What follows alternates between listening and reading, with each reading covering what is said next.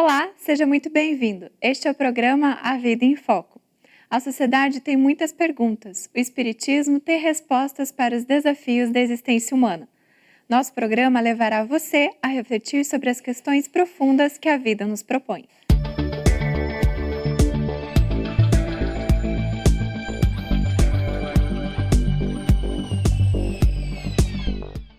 É possível a mediunidade revelar-se nas crianças? As crianças veem espíritos? Quais são os cuidados que os pais devem ter ao perceber esse fenômeno? A manifestação mediúnica deve ser incentivada na cidade? Vamos responder a estas perguntas no quadro de entrevistas. Não deixe de assistir. Nessa edição, teremos também curiosidades, crônica, o Espiritismo esclarece e, para fechar o encontro, Haroldo Dutra Dias no quadro Pérolas do Evangelho. Você é nosso convidado especial. Fique conosco.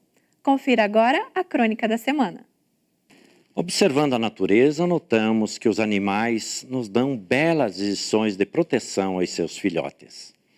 Há algumas espécies que os pais, macho e fêmea, se revezam nos cuidados. Outras, onde o macho ou a fêmea tem atribuições exclusivas para atender aos filhotes, provendo e cuidando. Todas as espécies na natureza revelam cuidados com os recém-chegados à vida, dada a força com que a lei de preservação dota tais criaturas. Os espíritos superiores nos ensinam, na questão número 773 do Livro dos Espíritos, que os animais não vivem a vida moral. Assim, poderíamos dizer que é puro instinto. Contudo, diante de tal zelo, é de nos perguntarmos, por que razão isso se dá? Eles, por serem irracionais, não sabem disso, contudo, atendem, sem os saberes, à ordem divina que lhes dirigem a existência física. Tal propósito está nas diretrizes divinas que governam a vida em todos os seus aspectos, desde os mais simples até os mais complexos. Se o Criador possui tanto interesse pelos animais que não vivem a vida moral, não teria maior interesse pelos homens? A pergunta comporta uma única resposta. Sim, o Criador tem mais interesse em nós e é isso que nos ensina Jesus no Evangelho de Mateus quando se refere aos lírios do campo e às aves do céu. Ora, se estamos na primeira ordem de interesse do Criador, razão especial assiste para isso.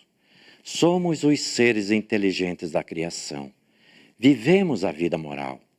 Os cuidados do Criador são intensos e permanentes para conosco. Ainda que não o vejamos, o Criador, a quem Jesus preferiu chamar de Pai, contudo, o sentimos presente intensamente em nossas vidas. Ele não se descuida um instante sequer de nós, não porque somos frágeis fisicamente, mas é pelo que nós representamos na sua criação. Pensemos nisso. Fique com o quadro de entrevista e o tema Mediunidade em Crianças.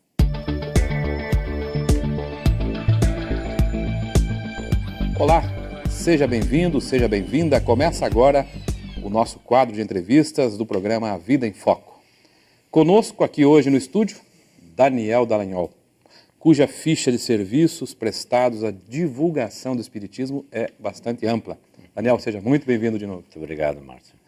O tema de hoje, Daniel, mediunidade nas crianças. Assunto que preocupa pais, que preocupa educadores, muitos nem sabem, na verdade, com o que estão lidando. De fato, Márcio, esse é um assunto que eu acho merece alguma reflexão em torno dessa questão mesmo. Então, Daniel, como é que nós podemos identificar, pais responsáveis, educadores, os sintomas da mediunidade nas crianças?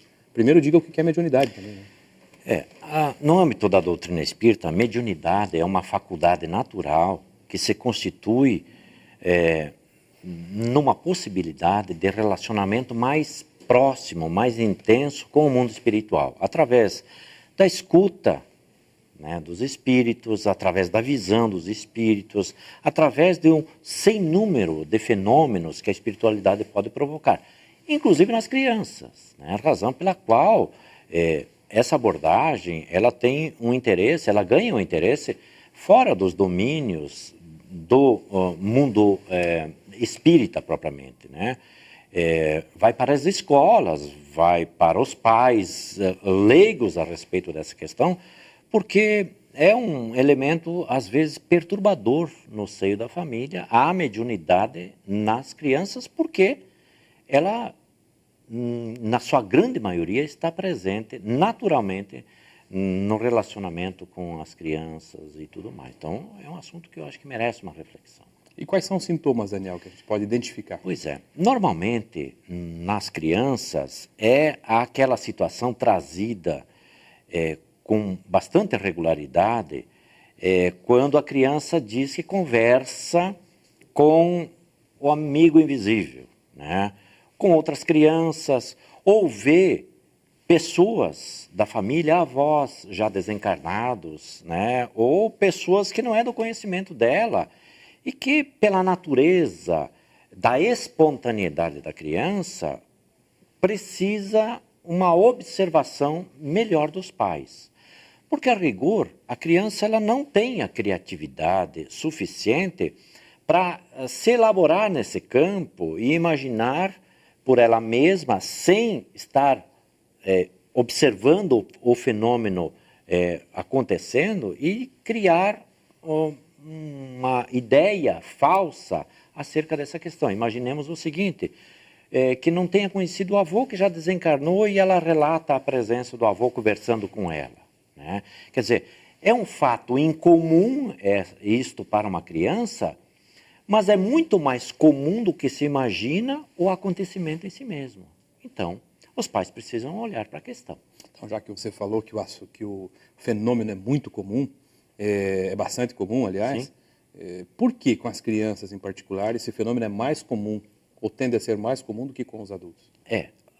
A criança, ela é um espírito que ainda está no processo da reencarnação propriamente dita. Ou seja, para ser mais claro, Márcio, o espírito ainda não completou integralmente o processo reencarnatório. Nós poderíamos, assim, dizer didaticamente, o espírito está um pouquinho mais, com maior liberdade, né, para observar o mundo espiritual, tanto na fase da criança quanto na fase mais senil do homem, né? Mais velha, a fase mais velha, né? Então o espírito, os laços que prendem o espírito ao corpo eles não estão tão atados, tão amarrados, né? Quanto passa a partir aí em torno dos 7 anos de idade, que normalmente é a fase que a reencarnação se completa no corpo físico, né? Então elas estariam mais sensíveis. Perfeitamente. Então a sensibilidade na criança está mais aguçada, né? Então facilita de alguma forma esse contato mais próximo com o mundo espiritual. A criança está muito mais suscetível, razão pela qual a reflexão em torno da questão, né? Pelo fato de que a criança precisa de alguns cuidados. Então, vendo-se que é um fato comum e que a causa é naturalmente orgânica também, Sim. Tá lá, o processo não se completou, ela está mais sensível, como é que os pais que identificam isso, porque precisa identificar, né? Precisa. Às vezes alguns nem se dão conta, como é que eles devem proceder, Daniel? Há uma série de recomendações que nós podemos fazer. A primeira delas é no sentido de que não se reprima isso na criança. Porque muitas vezes os pais, pela recorrência, né, pela repetição do evento, quando a criança diz, olha, estou vendo o vovô, estou vendo o amiguinho, muitos pais se aborrecem com a criança, né? E muitas vezes há uma certa repressão em relação à questão. Mas a criança vive, esta é uma realidade que ela está vivendo. Pode criar dificuldades aí, inclusive de interpretação dessa questão, no sentido de que a criança, pelo fato de estar vivenciando intensamente esse processo, ela se coloca num drama particular, pessoal, porque ela não sabe o que está acontecendo. E Daniel, Como é que os pais devem proceder, Daniel? Pois é. Não responda ainda, nós vamos fazer um intervalo e depois do intervalo a gente continua com essa questão. Tá certo. Iremos para um breve intervalo e logo voltaremos com a entrevista. Não saia daí.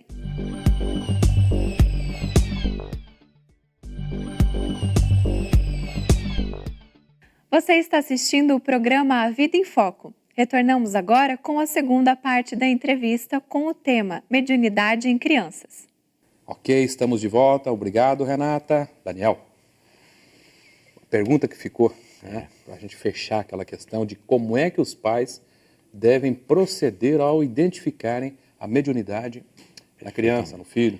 Falamos que não deve haver repressão dos pais, mas também não deve haver o estímulo em relação à questão, né? Porque há pais, na presença dessas situações, porque elas efetivamente geram algumas questões inusitadas e, às vezes, curiosidades. Os pais estimulam a criança de tal sorte que passa a ser, digamos assim, perniciosa a relação com o mundo espiritual também. A criança é um psiquismo em formação, né? Pela debilidade orgânica, ela precisa ser cuidada, razão pela qual não se deve dar importância exacerbada à questão, mas também não podemos reprimir. Então, os pais precisam olhar para a questão com muita seriedade, né? No sentido de preservar a criança, não estimulando, mas também não reprimindo, né? Porque é uma realidade que ela vive, mas é uma realidade que precisa ser cuidada, né? Então, tem limites para isso. Dissemos que a criança é um psiquismo em formação frágil, pela natureza mesmo, ainda do processo reencarnatório, né? E quando a gente fala do processo reencarnatório, é essa fase inicial, onde o espírito, pouco a pouco, toma, por assim dizer, posse do organismo fisiológico, né? Até se completar definitivamente, que dizem as boas orientações doutrinárias, que se dá por volta dos 7 anos de idade, né? Nós vimos que o Espiritismo é a doutrina que penetra, é a ciência que penetra efetivamente nesse campo da mediunidade, Sim. trazendo orientações que nunca nos foram dadas, assim. Então nós estamos falando aí com pais, com leigos, que vão presenciar fenômenos assim, e até mais intensos, né, Daniel? Perfeitamente. Há fenômenos muito intensos. E a quem os pais devem recorrer, assim, para buscar ajuda? Porque Veja. o programa tem um limite, né? O programa orienta, dá uma visão geral, mas ali no dia a dia... É verdade. A primeira questão que nós poderíamos encaminhar, Márcio, é a observação dos pais. Isto é fundamental. Porque a criança precisa de apoio nesta hora, né? Ela precisa ser cuidada, porque muitas vezes a mediunidade, ou a faculdade, ou a relação com os espíritos, por assim dizer, né, ela cria outras dificuldades. Às vezes a criança tem medo, né, pavor, insônia, dificuldades na escola, pelo fato de que ela não compreende toda a fenomenologia. Então, primeiramente, os pais precisam estar alertas em relação a este tipo de acontecimento dentro do seu lar.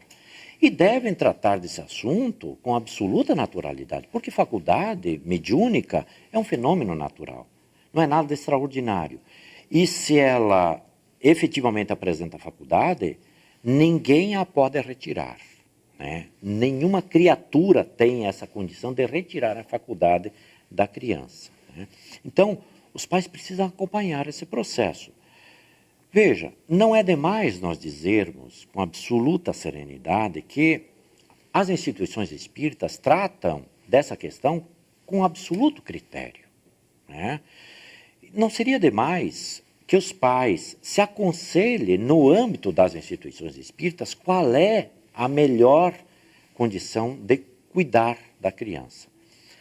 Porque, Márcio, convenhamos, se é uma faculdade que ela tem raízes de ordem espiritual, como é a faculdade mediúnica, este ser, ainda que esteja em formação, um dia precisará de orientação segura neste campo da faculdade mediúnica. Então, é bom que os pais olhem para esse aspecto, não importando que sejam evangélicos, católicos, não é essa a questão. Mas conhecer o fenômeno para que não haja surpresas desagradáveis, porque não são poucas as crianças que se deprimem, que têm dificuldades, que não conseguem lidar com esse assunto, e não são poucos os pais que também têm dificuldades de lidar com essa questão. Como a gente não pode tratar isso genericamente, aconselhamos que os pais, então, se dirijam, né, para receber uma boa orientação numa instituição espírita séria, que seguramente, independente do credo religioso que abraçam, terão a melhor orientação para cuidar dos seus filhos. Então, Daniel, se você fala não deve ser estimulado Não deve. o fenômeno e nem reprimido, Perfeitamente. qual seria a consequência, assim, se a criança atravessa essa fase inicial do fenômeno mais ostensivo e das impressões mais intensas, se ela não tiver uma orientação, o que acontece lá na frente? Pois é, veja Que que... tipo de adulto nós vamos ter aí? Veja que não são poucos os jovens, Márcio, e você sabe muito bem disso, que na presença da fenomenologia espírita, por aquilo que a faculdade em si, ela coloca como reação orgânica, porque nós precisamos dizer que faculdade mediúnica é uma faculdade natural que se derrama no organismo, mas as raízes dela são de ordem espiritual. Então a gente diz assim, a aptidão é do espírito, mas a faculdade em si mesma é do organismo, da fisiologia. Então o jovem sente a aproximação dos espíritos, sente que muitos espíritos perturbados o perturbam também. Então lidar com a fenomenologia, né, saber o que efetivamente representa a faculdade, né, que não é nenhum fenômeno diabólico no ser humano. Talvez essa seja a grande questão, né, Daniel? Perfeitamente. Esse preconceito enorme. Começar a tratar desse assunto para preparar o jovem quando normalmente eclode com mais intensidade a mediunidade, para que ele não se deprima, não se perturbe. E, lamentavelmente, muitos deles se suicidam, ou se não se suicidam, né, entram por outros descaminhos da vida, né, da drogadição, das perturbações, das más companhias, que a gente poderia tratar desse assunto mais tarde, para preparar essa criatura para enfrentar isso que é, na verdade, uma ferramenta espiritual para ele se resolver no campo moral. Então, Daniel, eu queria deixar uma questão para você, nesses minutinhos finais, é o seguinte, com que objetivo isso acontece com as crianças e persiste, às vezes, na fase juvenil, adulta? Qual é o objetivo de Deus ao dar essa capacidade, essa faculdade, como você disse, para as pessoas? Veja, Deus não daria uma ferramenta para a criatura para que essa ferramenta se constituísse em causa de perdição para ela, né? Então, veja, como é uma faculdade natural, é nisto que a gente insiste, né? A criatura nasce com isso e vai morrer, vai desencarnar com a faculdade na sua intimidade, na sua organização espiritual e fisiológica. É para ela se resolver no campo moral. Faculdade mediúnica não é para perturbar ninguém, nenhuma criatura. E nem para ganhar dinheiro. Nem para ganhar dinheiro. Agora, pode levar a um processo de perturbação? Pode. Porque é um campo aberto para que os espíritos atuem no psiquismo, na fisiologia da criatura. Ela precisa saber como lidar com essa ferramenta, com essa faculdade em si. Ó, Daniel, o tempo acabou, né? Foi super rápido. Pois é. Eu gostaria de agradecer mais uma agradeço. vez, né, pela sua boa disposição, pelas orientações claras, seguras, e a você que nos acompanhou. Fique conosco, o programa continua. Você tem dúvidas sobre os desafios da existência humana? Então acompanhe o nosso quadro O Espiritismo Esclarece. A proposta de Jesus é clara: pedi e obtereis. Por isso não é incomum que as pessoas me procurem com um questionamento muito justo. Eu tenho orado há muito tempo, mas parece que as minhas preces não são atendidas. Por vezes as histórias são comoventes. Mães cujos filhos estão doentes, irmãos que gostariam de ajudar seus irmãos a superar crises como a dependência do álcool ou de outras drogas, cônjuges que veem o seu parceiro se desencaminhando. Por que Deus não ouviria as suas preces se a proposta de Jesus é tão clara no Evangelho de João, pedi e obtereis? o Espiritismo nos traz algumas ideias para tentar entender um pouco melhor nesse nosso quadro O Espiritismo Esclarece. Primeiro, vamos buscar os ensinamentos de Emmanuel, o Espírito, que escreve pelas mãos de Chico Xavier a obra Caminho, Verdade e Vida. Nos capítulos 65 e 66, ele trata da questão da oração. Primeiro, Emmanuel nos leva a refletir a respeito de como temos orado. Baseado na proposta de Jesus, nesse capítulo de João, logo antes de dizer, pedi e obtereis, Jesus dizia, porque vocês precisam pedir em meu nome. E Emmanuel nos leva a pensar um pouquinho a respeito dessa proposta de Jesus. O que é pedir em nome de Jesus? E nos desafia a perguntarmos ao nosso próprio coração, temos pedido em nome da vaidade do mundo? Em nome de conquistas pessoais? Ou temos pedido em nome de Jesus? Em nome dos nossos ganhos espirituais, em nome do nosso crescimento, da nossa aprendizagem? Qual tem sido o nosso mote mais profundo nos nossos petitórios? Temos nos ocupado das coisas do dia a dia ou temos nos ocupado dos tesouros eternos que amontoamos nos céus pelas nossas lutas e desafios de todos os dias? Isso já nos leva a entender um pouco por que às vezes parece que não somos ouvidos. Mas muitos de nós passamos bem por essa pergunta e dizemos não, eu peço mesmo de coração porque eu quero algo em favor do meu próximo ou algo para o crescimento espiritual mesmo. Daí nós vamos à segunda parte da pergunta. Jesus diz assim, cuidado porque às vezes nós não sabemos o que pedimos. Essa passagem está no Evangelho de Mateus, capítulo 20, versículo 22. Quando a mãe dos filhos de Zebedeu chega para eles e diz, Jesus, será que podem ser colocados ao seu lado direito e ao lado esquerdo os meus filhos? E Jesus diz, mulher, você não sabe bem o que você está pedindo. Muitas vezes nós vamos pedir a Jesus aquelas coisas que nos parecem as melhores, como a mãe que queria ver o bem-estar dos seus filhos sentados à direita e à esquerda.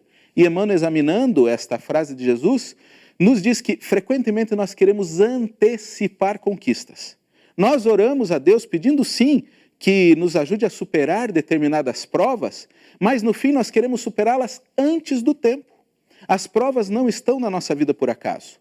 O nosso filho doente, o nosso cônjuge difícil, ou aquela dificuldade que enfrentamos no nosso próprio corpo, não estão colocadas ali por acaso. Uma vez que nós tenhamos aproveitado tudo o que tínhamos que passar por essa prova, Deus nos alivia. Jesus nos alivia. Vinde a mim quando estáis aflitos e eu vos aliviarei. Foi a proposta dele que vale para nós até os dias de hoje. Então, o Emmanuel nos alerta, não estamos tentando antecipar demais as benesses do mais alto? Talvez tenhamos que passar por isso por mais algum tempo. Então aí fica o convite para que nós nos mantenhamos firmes. E por isso os Espíritos nos dizem, pedi sempre nas suas orações paciência, resignação e coragem. Coragem para enfrentar os desafios de todos os dias, para enfrentar nos momentos difíceis. Paciência quando a resposta não vem de imediato. E resignação porque às vezes temos que passar uma vida inteira nessas circunstâncias. Pedindo essas três coisas, estaremos no nosso caminho e recebendo do mais alto aquilo que às vezes nos falta para passar por essas provas. Assim, o Espiritismo vai nos esclarecendo. Acompanhe agora com Haroldo Dutra Dias o quadro Pérolas do Evangelho. Olá pessoal, bem-vindos a mais um programa Pérolas do Evangelho. Hoje nós vamos abordar um tema curioso e polêmico. A palavra Espiritismo está na Bíblia? Bom, nós precisamos considerar que a palavra Espiritismo é um neologismo. O que é um neologismo? É uma palavra nova, criada por alguém. Essa palavra foi criada por Allan Kardec em 1857. Por que ele criou essa palavra? Porque já existia a palavra espiritualismo, espiritualista. E o espiritualismo compunha-se de uma série de doutrinas, de seitas, de crenças, de grupos religiosos muito diferentes uns dos outros. O espiritualismo apresentava um conjunto de conceitos que, se tinham um denominador comum, que é de acreditar que no homem há uma parte material e uma parte espiritual, por outro lado, apresentava também outros conceitos que divergem muito. Por essa razão, Como Kardec trabalhava com um fenômeno novo, ele achou melhor criar uma palavra nova. Espírita, ou relativa aos espíritos, o espírita é aquele que se orienta pela doutrina dos espíritos, o mundo espírita é o mundo dos espíritos e a doutrina, o ensinamento dos espíritos é o espiritismo. Obviamente, se essa palavra foi criada em 1857, ela não está na Bíblia. A Bíblia fala de outras crenças e de outras práticas completamente, absolutamente diferentes do Espiritismo. De quais práticas a Bíblia fala? Ela fala de práticas espiritualistas. Por exemplo, matavam-se animais e examinavam as vísceras desse animal para tentar adivinhar a sorte. Lançavam-se borra de café ou de outras coisas para tentar também adivinhar a sorte. Sacrificavam-se pessoas e até crianças a deuses. Prática que não tem nada a ver com o Espiritismo. E havia também os videntes, que eram pagos e que davam conselhos sobre a vida particular e principalmente sobre o futuro, e na maioria das vezes questões fúteis, que não tinham nenhum valor ético, moral ou espiritual. Esses eram os videntes, os adivinhadores, os quiromancistas, etc. Toda uma classe de espiritualismo, alguns envolvendo magias, com muita superstição, com muito ritual, com muita simbologia, questão também que não faz parte do Espiritismo, que não tem ritual, não tem nenhum símbolo, não tem material, nem magia, nem nada disso. Pelo contrário, é feito de ensinamentos e de práticas de caridade, de amor ao próximo, de espiritualização íntima e se baseia 100% nos ensinos de Jesus, porque o Espiritismo verdadeiro é cristão e está firmado no Evangelho de Jesus. Então tome cuidado quando você abrir uma tradução e encontrar a palavra espírita ou espiritismo, porque você pode estar sendo vítima de uma desonestidade do tradutor que inseriu essa expressão no texto bíblico de uma maneira, no mínimo, antiética. Obrigada pela sua companhia. A Vida em Foco retorna ao seu lar na semana que vem. Você também pode ajudar a produzir o nosso programa. Participe! Mande suas sugestões para contato@vidaemfoco.com.br. Curta e compartilhe a nossa página no Facebook, A Vida em Foco. Esperamos você. Tenha uma ótima semana.